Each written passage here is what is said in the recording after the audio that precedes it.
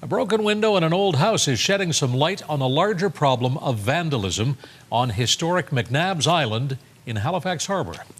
Now, we don't often see what's going on out on McNabb's Island, but a visitor caught some unlikely vandals in action last weekend and posted a video of the confrontation on Facebook.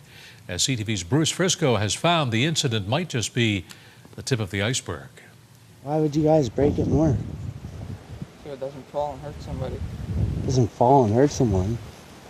It doesn't make very much sense. It was, by any measure, an odd confrontation. Fresh back from Alberta, Mike Story was spending time with family and friends on McNabb's Island when he heard an unfamiliar sound. As soon as you hear glass break on that island, you know someone's doing something they shouldn't be doing. Rushing over with camera rolling, he found an unexpected sight. I thought it would be some kids, right?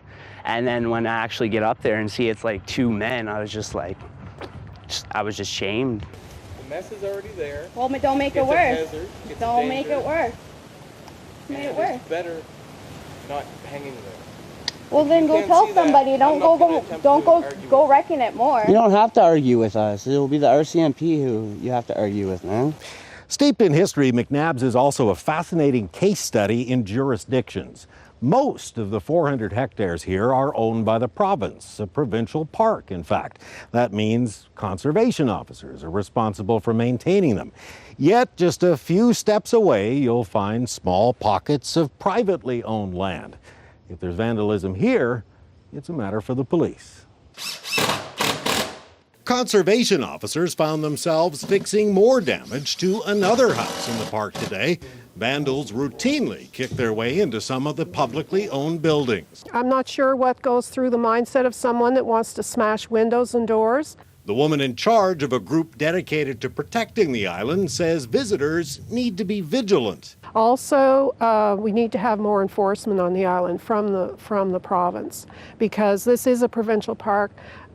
We need to have enforcement staff. They do visit the island regularly, but it needs to be probably more frequent. That's a sentiment shared by Mike Story, who's still shaking his head over what he witnessed on Sunday. That's part of Halifax history. That's like someone going up to basically Citadel Hill and breaking that up. So the bottom line is there is much to protect here on McNabb's, but no one to protect it 24/7 anymore.